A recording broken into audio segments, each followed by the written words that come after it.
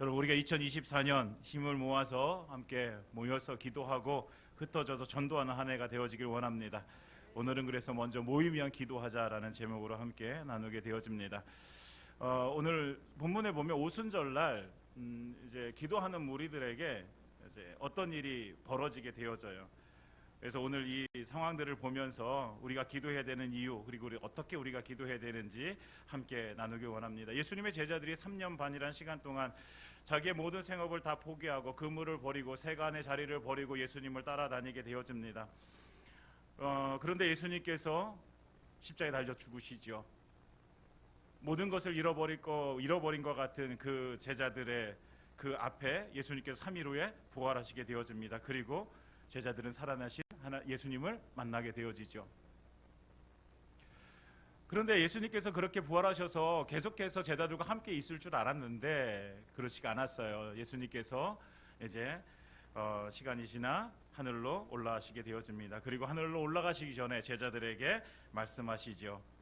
예루살렘을 떠나지 말고 내게서 들은 바 아버지께서 약속하신 것을 기다려라. 아버지께서 약속하신 것을 기다려라. 아버지께서 약속하신 것이 무엇일까요? 그것이 성령이시죠. 성령을 기다려라. 근데 제자들이 이 말씀을 듣고 과연 성령님이 어떤 분이신지 알았을까? 사실 그전에는 성령의 역사들을 이들이 경험해보지 못했기 때문에 성령님이 어떤 모습으로 오시는지, 어떻게 오시는지, 언제 오시는지 제자들은 알지 못해요. 그러니까 뭐 해야 돼요? 기다려야 돼요. 기다려야 되는 거예요. 한없이 기다려야 되는 거예요. 예수님께서 막 언제 성령님께서 오신다고 말씀 안 해주셨기 때문에, 그러니까 기대감도 있었고 어떤 두려움도 있었을 것이고 또 예수님이 안 계시니까 그거에 대한 또 마음 심적으로 힘든 것도 있었을 텐데 이들은 기다리게 되어집니다. 그래서 오순절날이 되었어요. 예수님께서 부활하셔서 40일 동안 제자들과 함께 하시고 하늘로 승천하신 지 이제 한 일주일 정도 지났을 때예요. 그때에 어떻게 해요? 성령님이 임하시게 되어집니다. 어디에 임하십니까? 어디에 임하세요? 마가의 다락방에 무엇하는 사람들에게? 기도하는 사람들에게. 할렐루야.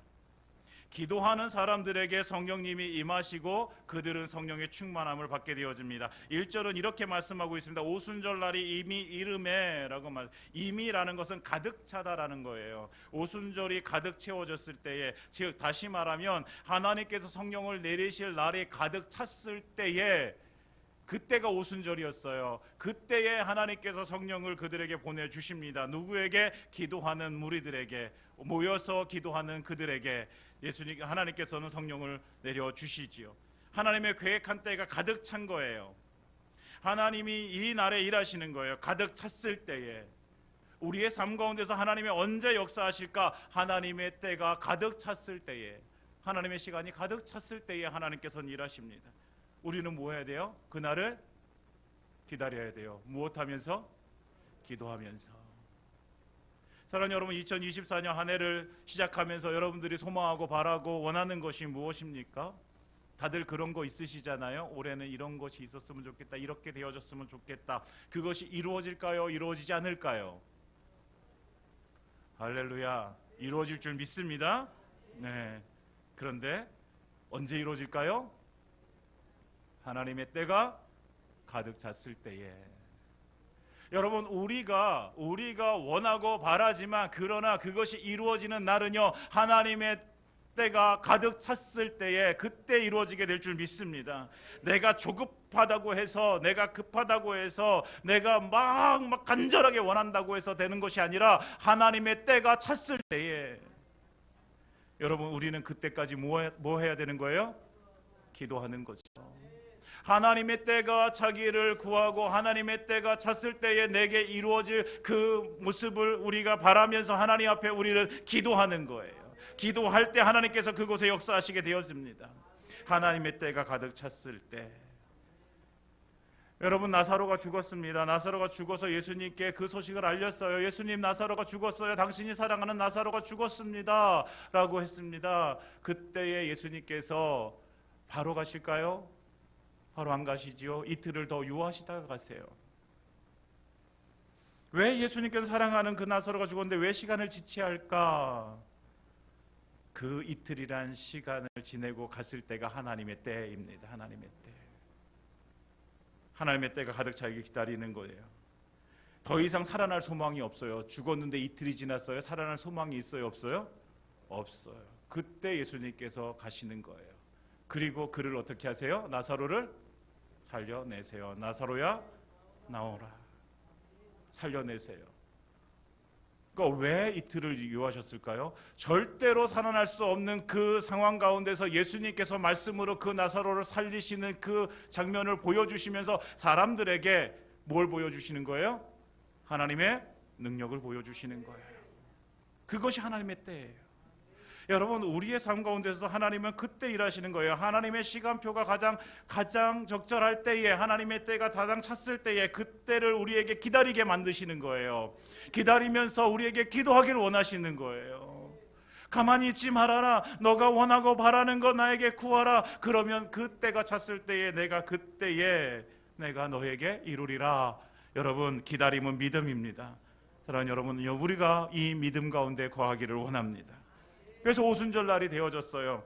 제자들이 다 같이 한 곳에 모였어요. 모여서 그들이 기도하게 되어집니다. 하나님께서 약속하신 성령을 기다리며 기도합니다. 그때 성령이 임하게 되어져요. 2절과 3절에 아주 구체적으로 그 모습을 보여주고 있습니다. 2절, 3절 우리 함께 읽어보겠습니다. 시작. 호련히 하늘로부터 급하고 강한 바람 같은 소리가 있어 그들이 앉은 온 집에 가득하며 마치 불의 혀처럼 갈라지는 것들이 그들에게 보여 각 사람 위에 하나씩 임하여 있더니 아멘.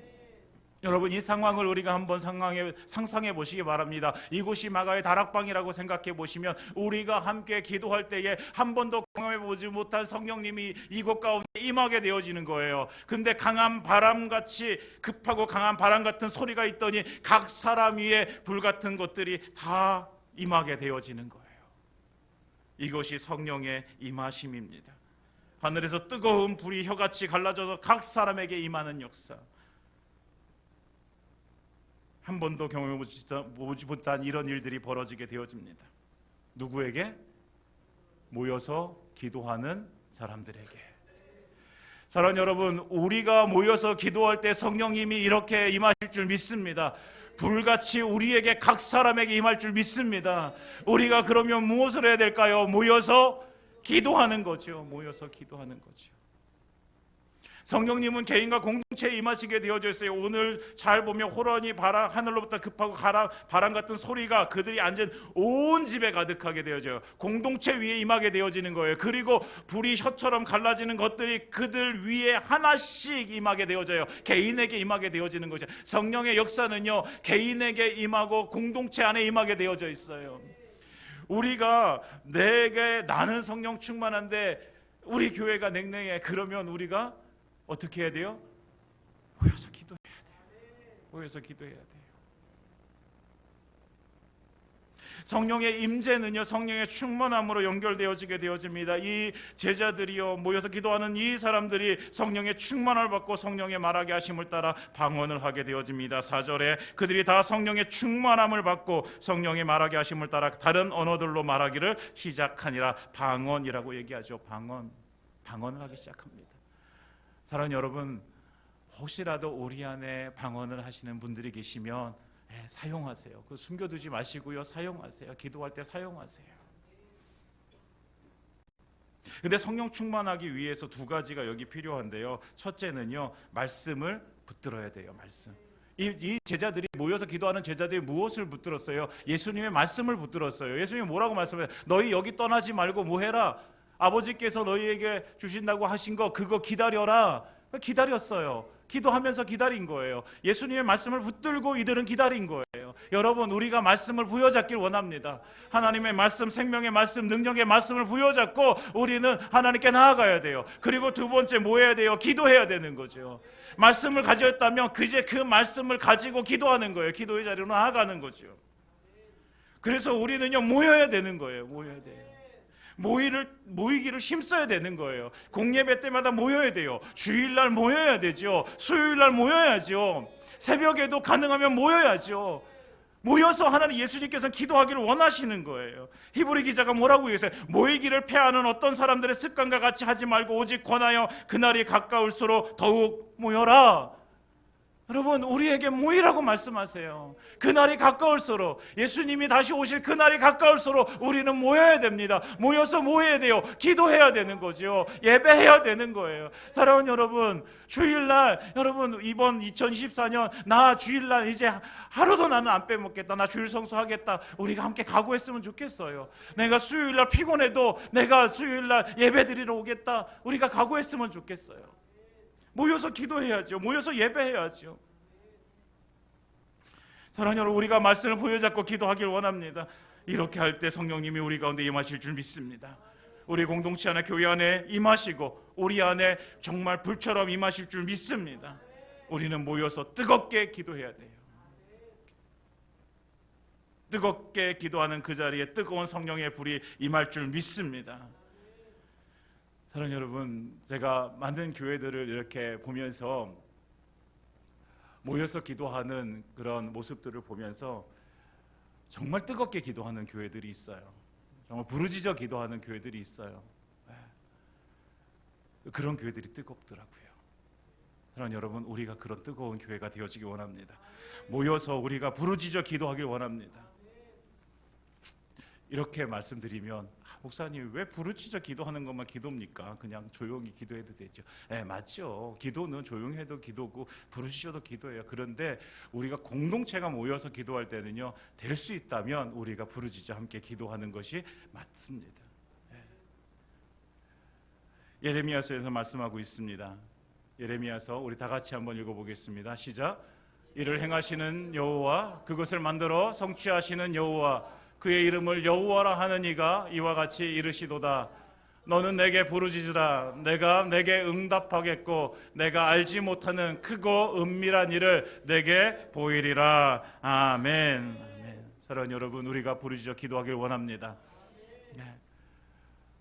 목소리가 뭐 그랬다고 해서 막 크다, 그것도 아니고요. 우리가 그냥 다 같이 내 목소리를 내어 주님 앞에 기도했으면 좋겠습니다.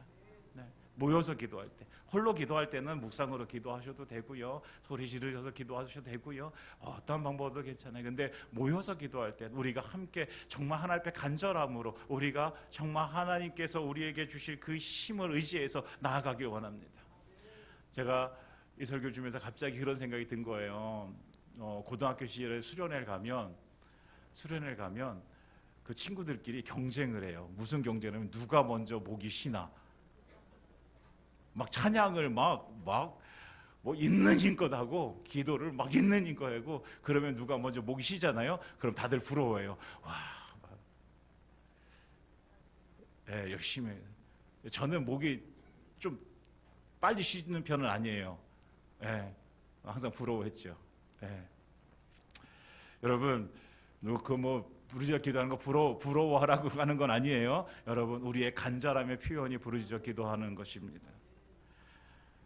여러분, 우리가 그것이 잘 안 되시는 분들도 있어요. 부르짖는 것이 힘들어하시는 분들도 있어요. 그런데 기도는 훈련입니다. 여러분, 우리가 훈련을 했으면 좋겠습니다. 훈련. 부르짖어 기도하는 것, 여러분 아멘하는 것도 훈련이에요. 다 같이 아멘. 다 같이 아멘. 우리 교회 아멘이 컸으면 좋겠어요. 아멘. 가끔씩 그럴 때가 있어요. 강사님이 오셔서 막 말씀 전하시면 아멘을 크게 해요. 근데 담임 목사 설교할 때는 어떤 데는 아멘이 별로 안 커요. 그러면 거기에서 오는 여러분 아멘 크게 하시기 바랍니다. 훈련입니다. 훈련. 기회를 딱 보시고 아멘을 타임이다 그러면 아멘 하시는 거예요. 할렐루야. 할렐루야. 할렐루야. 네. 우리가 2024년 우리가 모여서 기도할 때, 부르짖어 간절히 하나님께 기도할 때 우리 가운데 성령님이 임하실 줄 믿습니다. 어떻게? 불처럼 임하실 거예요. 그리고 우리가 불타는 성령의 역사가 우리 교회 가운데 이루어질 줄 믿습니다. 사랑하는 여러분, 2024년 우리가 함께 모여서 함께 기도하길 소망합니다. 어떤 모임이 있든지, 목장 예배를 할 때도 기도하고, 우리가 회의할 때도 기도하고, 어떻게 우리가 모일 때마다 함께 기도하는 그런 삶이 우리 안에 있기를 예수님으로 축원드립니다. 그렇게 기도할 때에 성령님 임하시고 성령의 충만함을 입게 되어지잖아요. 그때 어떤 일이 벌어져요? 방언을 하게 되어져요. 이 방언이라는 것이 그 성령의 충만함의 구체적인 역사예요. 근데 성령이 충만하면 방언 받는다 이게 아니라 성령의 충만함으로 어떤 결과들이 나타난다는 거예요. 결과들이. 근데 오늘 오순절 날에는 이 제자들에게 방언이라는 것으로 나타난 거예요. 어떤 사람은 성령이 충만해서 신유의 은사가 나타나기도 하고, 어떤 사람은 믿음이 더 견고해지기도 하고, 어떤 사람은 예언을 하게 되어지기도 하고. 여러분, 성령의 역사는 가지가지예요. 그런데 우리가 기억해야 될 것은 뭐냐면, 반드시 성령이 역사하시고 성령의 충만함을 받으면 우리의 삶은 반드시 변화되어진다라는 것입니다. 성령이 임했는데 우리가 변화되지 않아? 아니에요. 여러분, 어떻게 하나님이신 그분이, 성령님께서 우리 가운데 역사하시는데 우리가 변화되지 않을 수가 있습니까? 그 성령님이 지금까지는 내 의지로 살고 내 욕심대로 살았지만, 그러나 성령님이 임하시면 그때서부터는 우리는 하나님의 사람으로 살게 되어집니다. 변화가 되어질 수밖에 없어요. 사랑하는 여러분, 우리가 어떤 구체적인 역사가 나는 방언을 했냐 안 했냐 이걸 따지지 마시고, 내 삶이 어떻게 변화되어지는가, 성령의 역사로 인해서 내가 어떻게 변화되어지는 삶을 살아가느냐, 여러분 이것을 내 삶 가운데 한번 살펴보시기 바랍니다. 이들이 변화되어졌어요. 이들의 병언은 아까 말씀드린 방언이었잖아요. 그러니까 13절에 다른 사람들이 조롱하면서 그들에게 뭐라고 해요? 새술에 취했다라고 이렇게 얘기해요. 새술에 취했다. 조롱이에요. 그런데 뭐예요? 이것이 뭐예요? 달라졌다는 거예요. 달라졌다는 거예요. 성령의 충만함이 임하니까 달라졌다는 거죠. 여러분, 성령의 역사는 항상 변화를 동반하게 되어집니다. 욕하는 사람이 욕을 멈추게 되어져요. 거짓말하는 사람들이 거짓말을 멈추게 되어져요. 싸움의 원인을 제공하는 사람이요 화해의 사람이 되어집니다. 용서의 사람이 되어져요. 변화가 되어질 수밖에 없어요. 왜? 하나님이 우리 가운데 역사하시는데, 여러분, 그 전능하신 하나님이 우리 안에 역사하시는데 우리가 어떻게 변화되지 않아요? 여러분, 우리는 변화되어지게 되어져 있습니다. 그렇다면 그 변화들을 통해서 하나님께서 원하시는 것이 무엇일까? 여러분, 이 이후에 사도행전의 역사를 보면요, 제자들의 변화가 분명하게 삶 속에서 드러나게 되어져요. 어떻게 드러날까요? 이들이요 예수님의 증인으로 살게 되어져요. 그동안은요 예수님이 십자가에 달려 죽으셨어요. 그러니까 이들도요 나가서 무엇을 할 수가 없어요. 나도 죽을까봐, 나도 저렇게 예수님처럼 죽으면 어떡해 라고 하면서 두려워요. 그런데 성령의 충만함을 받으니까 이들이 변화되어지고, 그래서 예수님의 십자가 부활에 증인된 삶을 살게 되어집니다. 예수님이 잡히실 때 다 도망가 버렸던 제자들이에요. 수제자인 베드로도요 예수님 모른다고 3번이나 부인했어요. 그런데 성령님이 임하고 나니까 이들이 나가서 예수를 증언하게 되어져요.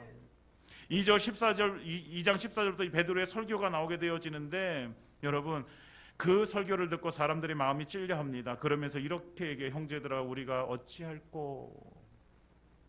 여러분, 성령의 충만함을 받고 성령의 역사를 통해서 우리가 하나님의 말씀을 붙들고 설 때에 여러분 이런 역사가 나타날 줄 믿습니다. 저 사람은 절대로 변화되지 않아. 저 사람은 절대로 교회에 올 것 같지 않아. 여러분, 우리는 그렇게 생각할 수 있어요. 그러나 하나님은요 그도 변화시키실 수 있습니다. 성령님은요 그도 변화시켜서 하나님의 사람으로 만드실 수 있습니다. 여러분, 이 믿음 가지고 우리가 함께 나아가길 원합니다. 형제들아 우리가 어찌할꼬 라고 하면서 3,000명의 사람들이 돌아오게 되어집니다.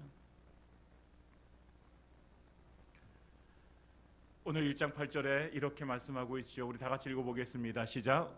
오직 성령이 너희에게 임하시면 너희가 권능을 받고 예루살렘과 온 유대와 사마리아와 땅끝까지 이르러 내 증인이 되리라 하시니라. 아멘.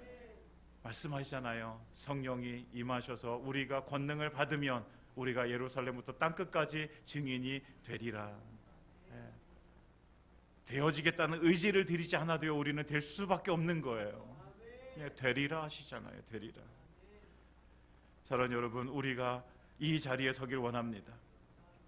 예수님을 십자가와 부활을 증거하는 그 자리에 서길 원합니다.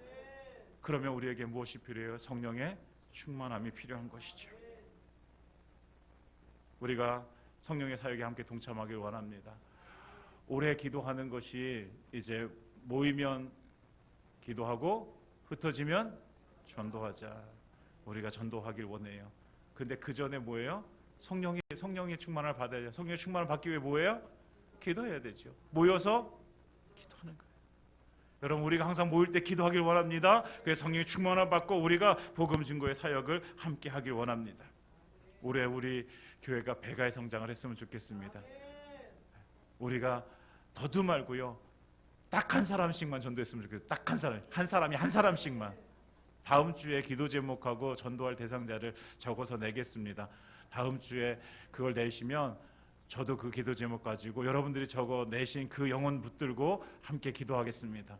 여러분, 그냥 저 멀리 사는 사람, 그분들 적어내지 마시고 내가 전도해서 우리 교회에 등록시킬 수 있는 사람, 저 멀리 있는 사람도 위해서 기도해야 돼요. 기도하지 말라는 거 아니에요. 기도해야죠. 당연히 기도해야 돼요. 근데 우리가 올해 배가의 성장을 우리가 함께 꿈꾸면서 이 자리에 가득 차길 원합니다.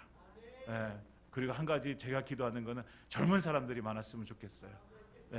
될 수 있으면 젊은 사람들을 좀 적어내세요. 그래서 우리가 정말 하나님께서 역사하시는, 우리의 기도를 통해서 하나님이 어떻게 역사하시는가, 2024년 우리가 송구 영신 예배 드릴 때에 하나님의 역사가 어떠한지 우리가 함께 정말 보기를 원합니다. 사람들은 말해요. 안 돼. 요즘 전도 안 돼. 여러분, 복음은요 2000년 전이나 지금이나요 똑같습니다. 성령의 역사는요 똑같습니다. 변화된 건 우리밖에 없어요. 우리가 안 된다고 생각하는 거예요. 사실 우리가 아니라 우리를 계속해서 꾀임에 빠지게 해서 사단이 그렇게 만드는 건데, 여러분 거짓말에 속지 마시기 바랍니다. 복음의 역사, 성령의 역사는 지금도 동일합니다. 2000년 전에 설교한 분은 3000명에 돌아오는 것처럼 지금도 그런 역사가 일어날 줄 믿습니다. 여러분, 그래서 우리는 해야 돼요. 우리는 가가지고 전도지 들고 나가서 전도해야 돼요. 관계 전도해야 돼요. 전도 집회도 해야 돼요. 우리가 영혼을 구원할 수 있다면 무엇이든지 해야 돼요. 안 된다고 말하지 마시고, 안 된다고 포기하지 마시고, 하나님 앞에 우리가 믿음을 드려 정말 우리가 함께 나아가길 원합니다. 기도해서 성령 충만하고, 성령 충만하면 성령의 역사가 우리를 통해서 드러나게 될 줄 믿습니다. 여러분, 이 믿음으로 우리 함께 나가서 정말 하나님의 역사를 이루는 우리의 교회 되어지기를 예수님의 이름으로 축원드립니다. 우리가 뜨겁게 기도하고 뜨거운 성령의 역사를 경험하며 성령의 충만함을 받아서 우리가 복음 전하 영혼 살려내는 그런 교회, 그런 한 해 되어지기를 예수님의 이름으로 축원드립니다.